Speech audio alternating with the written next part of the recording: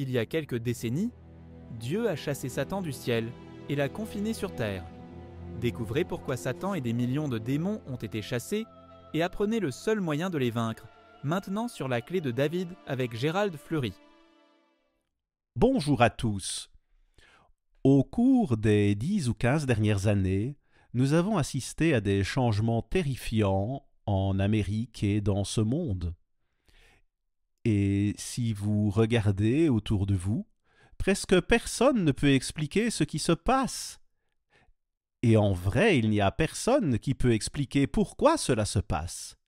Mais si vous connaissez votre Bible et que vous connaissez et comprenez Dieu, vous pouvez savoir exactement ce qui se passe et quelle est la solution à ce terrible problème. Seule votre Bible vous révélera ce mystère.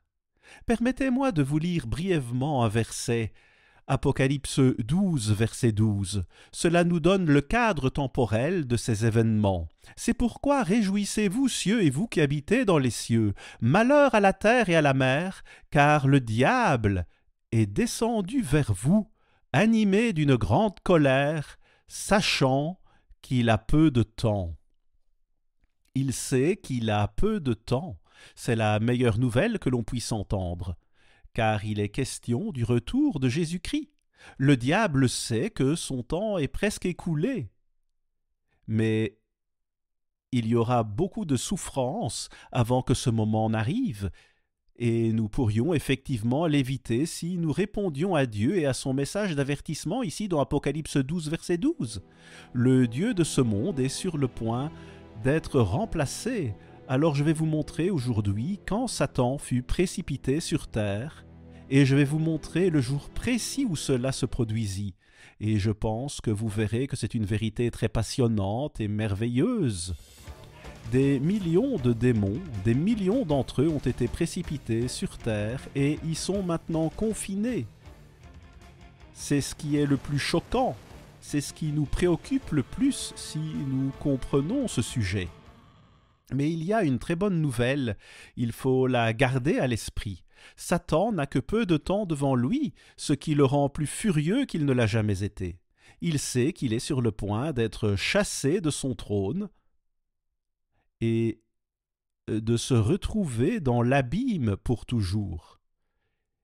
Et Jésus-Christ va s'emparer du trône de la terre et y régner pour toujours, et également sur l'univers. Notez ces versets et leur exactitude. Apocalypse 12, verset 7. Il y eut guerre dans le ciel. Michel et ses anges combattirent contre le dragon, et le dragon et ses anges combattirent, mais ils ne furent pas les plus forts, et leur place ne fut plus trouvée dans le ciel. Eh bien, dites donc, les choses s'améliorent donc au ciel, mais pas sur terre. Ils ne furent pas les plus forts, ils furent donc précipités sur terre. Maintenant le verset 9. Et il fut précipité le grand dragon, le serpent ancien appelé le diable et Satan, celui qui séduit toute la terre. Il fut précipité sur la terre et ses anges, c'est-à-dire ses démons, furent précipités avec lui. C'est époustouflant quand on y réfléchit. Qu'est-ce qui se passe vraiment ici si l'on y réfléchit bien? C'est le Dieu de ce monde qui fut précipité sur terre et y est confiné, et tous les démons avec lui, des millions et des millions d'entre eux, sont confinés sur cette terre. Ne pensez-vous pas que cela changerait la donne? N'est-ce pas la raison pour laquelle toutes ces terribles violences se produisent? Je pense que c'est certainement le cas. Plusieurs millions de démons avec Satan le diable. Alors vous pouvez voir que ce prince de la puissance de l'air fait vraiment un sale boulot et les gens ne le comprennent même pas. Les gens se moquent souvent du fait de parler d'un diable. Mais Dieu en parle tout au long de la Bible. Et vous pouvez voir ce que je veux dire. Ce n'est pas quelque chose d'invisible. C'est une prophétie et elle s'accomplit sous nos yeux, ce qui en fait un témoignage pour nous tous. Et Dieu nous tiendra pour responsables de ce que nous savons et ne savons pas et de l'attitude que nous avons. Quand tout cela se produisit, ce fut un véritable bouleversement. Permettez-moi de vous lire de nouveau Apocalypse 12, verset 12. « C'est pourquoi réjouissez-vous, cieux, et vous qui habitez dans les cieux, malheur à la terre et à la mer. » Vous voyez, cela dit « réjouissez-vous aux cieux ». Il fut expulsé des cieux et ces derniers se réjouissent, mais sur la terre il n'y a que malheur. Il y a toutes sortes de fléaux. Car le diable est descendu vers vous, animé d'une grande colère, sachant qu'il a peu de temps. Nous pouvons quand même avoir une joie vraiment merveilleuse si nous comprenons ce sujet. Verset 13. Quand le dragon vit qu'il avait été précipité sur la terre, il poursuivit la femme qui avait enfanté l'enfant mâle. La femme est bien sûr l'Église de Dieu. La femme est un symbole des églises, qu'elles soient bonnes ou mauvaises, mais il s'agit dans ce passage de l'Église de Dieu. Remarquez ce qui est dit, et je vous renvoie à ce que j'ai déjà écrit à ce sujet. Cette prophétie montre qu'aussitôt que Satan a été précipité, la première chose qu'il a faite a été d'attaquer l'Église. Il l'a fait immédiatement. Il a été précipité, puis il s'en est pris tout de suite à l'Église, car il savait à quel point elle était vulnérable. C'est certain. Vous savez que c'est vrai, après tout, il est le Dieu de ce monde. Le verset 13 date spécifiquement cette prophétie. Nous pouvons indiquer un moment spécifique où la véritable Église de Dieu a été attaquée avec force par le diable dans ce temps de la fin. Permettez-moi maintenant de vous lire un autre paragraphe. Cela est relié directement avec les prophéties de 2 Thessaloniciens 2 et Daniel 8. Satan et ses démons ont été précipités sur terre au moment où celui qui retient a été ôté du chemin. Au sein de l'Église, il y eut un homme qui retenait cette synagogue de Satan. Il la retenait par son autorité. Mais Dieu le retira, cet homme disparut. Dieu voulait mettre à l'épreuve sa propre Église et voir quel genre de caractère elle avait vraiment. Et les démons ont immédiatement envahi l'Église et ont commencé à jeter la vérité par terre. C'est ce qu'ils ont fait immédiatement et tout a commencé le 16 janvier 1986. Si vous considérez cela spirituellement, et nous devrions aussi le considérer de cette manière, même si cela est visible sur le plan physique également. Le chef de l'Église de Dieu retenait donc la synagogue de Satan, c'est-à-dire les mauvaises œuvres de certaines personnes dans la propre Église de Dieu. Mais Dieu l'a fait disparaître car il voulait éprouver son propre peuple, sa propre Église. Il voyait des problèmes se développer. C'est alors que ces sbires maléfiques sont descendus sur cette terre et ont apporté les pires souffrances que nous ayons jamais vues, et cela ne fait qu'empirer. C'est un monde de plus en plus dangereux compte tenu de toutes les bombes nucléaires et les autres armes de destruction massive. Tout cela provient de cette influence malveillante dont nous devons être conscients. En résumé, l'ère laodicéenne a commencé le 16 janvier 1986. L'ère de l'Église laodicéenne tiède. Vous voyez, ces gens avaient un vrai problème, ils étaient tièdes et non pas enthousiasmés par l'œuvre de Dieu. C'est pourquoi Dieu les vomit de sa bouche. Vous pouvez lire cela dans Apocalypse 3. Dieu savait donc que c'était la fin de l'ère de Philadelphie qui était dirigée par Herbert W. Armstrong. Il est mort, et vous pouvez voir tout cela sur le plan physique et spirituel. Satan dirigeait l'Église de Dieu à partir du 16 janvier. Il a commencé cela le 16 janvier, au moment de la mort de Herbert Armstrong. À ce moment précis, il a commencé à opérer ouvertement ses actions maléfiques.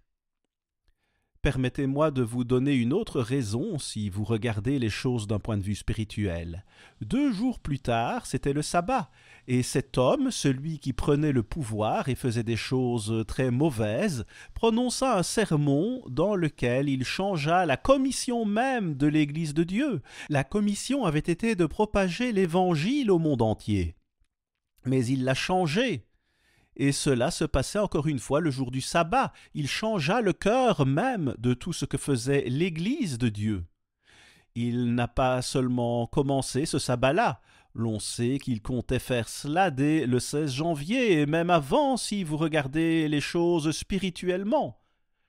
Cela remonte au 16 janvier si l'on considère ces choses d'un point de vue spirituel et d'une certaine manière d'un point de vue physique aussi.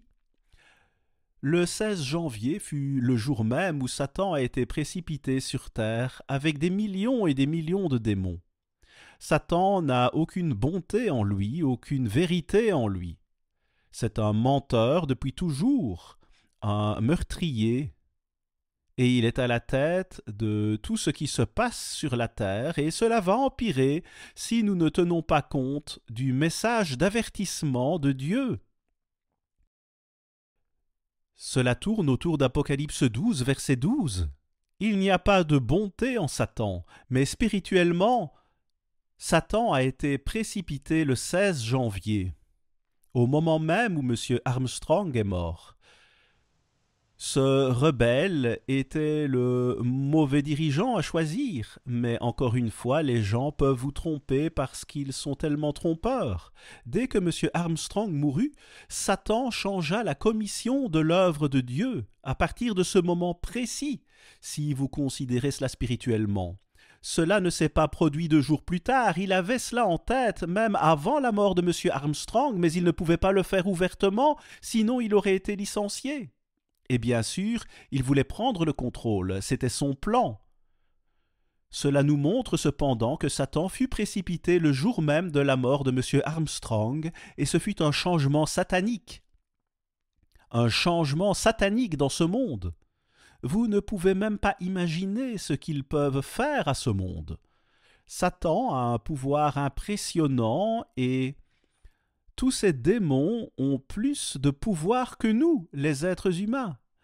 Et nous n'avons aucune chance contre eux, à moins que Dieu n'intervienne pour nous. Et il n'a aucune difficulté à les chasser. Car souvenez-vous, ils ont perdu cette guerre dans les cieux, et ils perdent toute leur guerre contre Dieu, même celle contre son Église, si l'Église reste fidèle à Dieu et à sa vérité. Donc, après la mort de M. Armstrong, que se passa-t-il? Eh bien, si vous regardez Apocalypse 3, verset 9, Dieu dit qu'il y avait une synagogue de Satan dans l'Église même de Dieu. Mais elle faisait tout en secret. Elle était là et la plupart des gens l'ignoraient, mais elle devint l'ère laodicéenne dès la mort de M. Armstrong. Vous voyez, ces gens ont pris le contrôle de l'Église même de Dieu, mais Dieu avait une façon d'y faire face.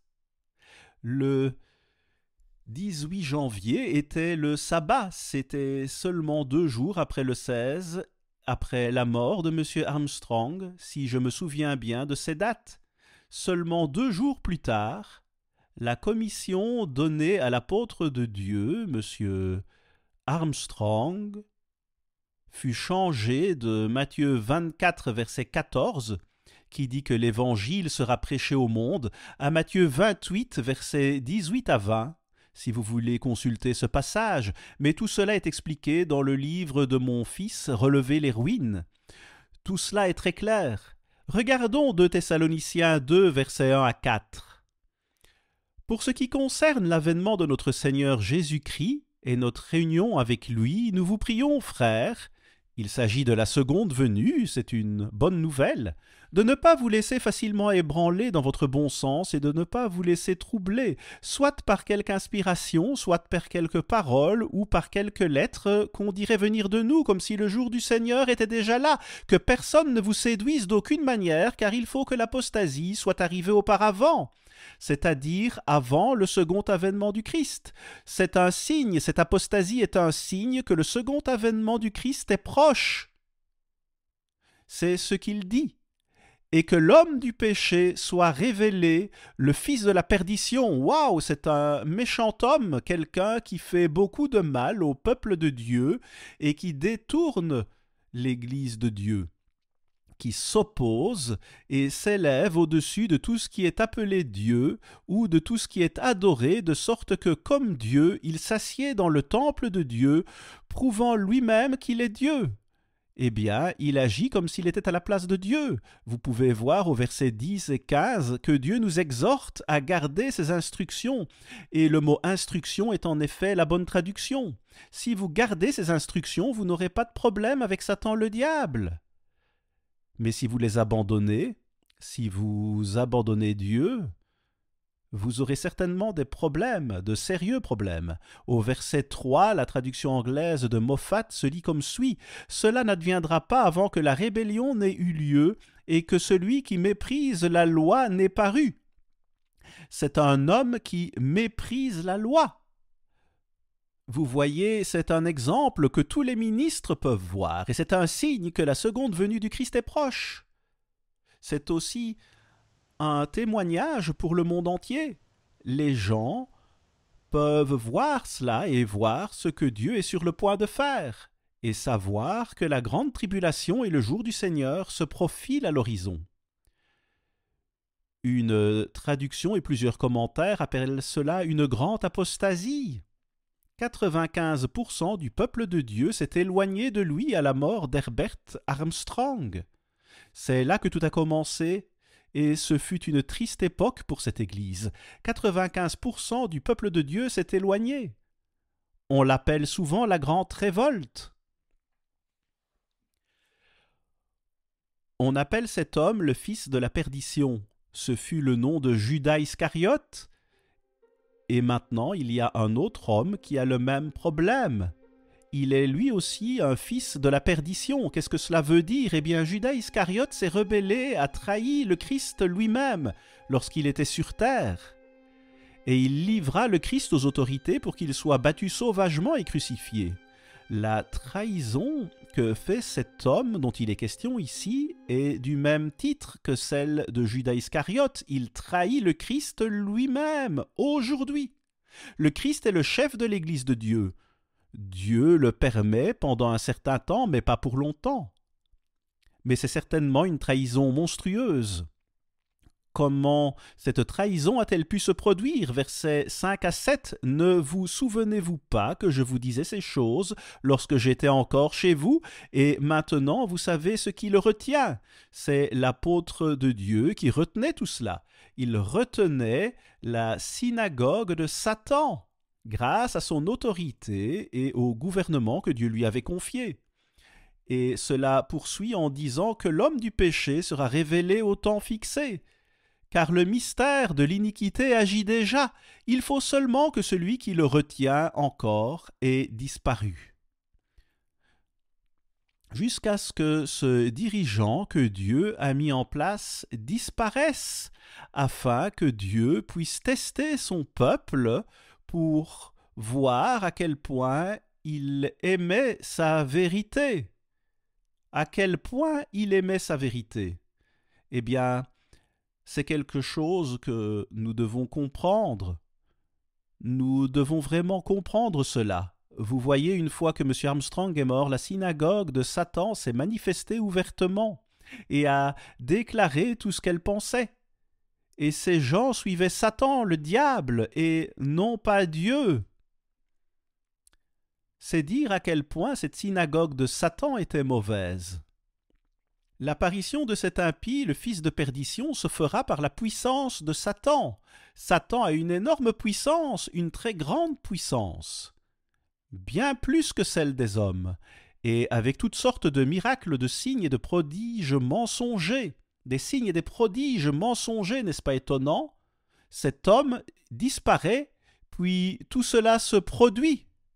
Verset 8, « Alors paraîtra l'impie que le Seigneur tuera par le souffle de sa bouche, sa vérité, et qu'il fera cesser par l'aspect de son avènement. Ensuite, au verset 11, nous voyons qu'on parle de la pleine force de la tromperie du mal. C'est toute la force de la tromperie diabolique. Dieu a simplement laissé tout cela se produire et a laissé ce méchant homme prendre le contrôle de l'Église de Dieu.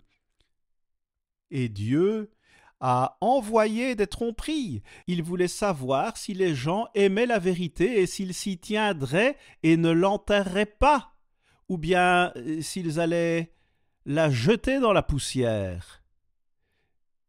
Et vous voyez ce qu'ils ont fait, n'est-ce pas? Le verset 10 dit « Et avec toutes les séductions de l'iniquité pour ceux qui périssent, parce qu'ils n'ont pas reçu l'amour de la vérité. » Jusqu'à quel point aimons-nous la vérité de Dieu? Jusqu'à quel point allons-nous nous battre pour elle? Allons-nous même, si nécessaire, mourir pour elle? Beaucoup d'hommes l'ont fait dans le passé, beaucoup d'entre eux. Vous voyez, il n'y a qu'un petit troupeau aujourd'hui, et Dieu dit au verset 15 que si vous vous accrochez à ses instructions, vous serez en mesure de demeurer ferme. Si vous travaillez dur pour vous accrocher à la vérité de Dieu, vous n'y renoncerez jamais. Dieu dit qu'il faut travailler dur et ne laisser personne prendre sa couronne. Si vous utilisez la puissance de Dieu, vous ne perdrez pas la couronne de Dieu. Je voudrais juste mentionner une autre chose, c'est à propos de notre brochure intitulée le 16 janvier, le jour des miracles de Dieu. Demandez votre propre copie sans frais. Mais je vais ajouter à la liste des événements notables de ce jour, le 16 janvier, l'on va y ajouter le jour où Satan fut précipité sur terre. Et c'était le même jour de la mort de Herbert W. Armstrong. Dieu a donc permis que la tromperie vienne, car il voulait savoir si son peuple avait la force de tenir ferme, et s'il aimait vraiment sa vérité. Nous devrions l'aimer plus que la vie et de loin, car la vérité de Dieu qui se trouve dans sa Bible, c'est la seule vérité qui existe. C'est Jean qui en parle. À la semaine prochaine, ici Gérald Fleury. Au revoir les amis.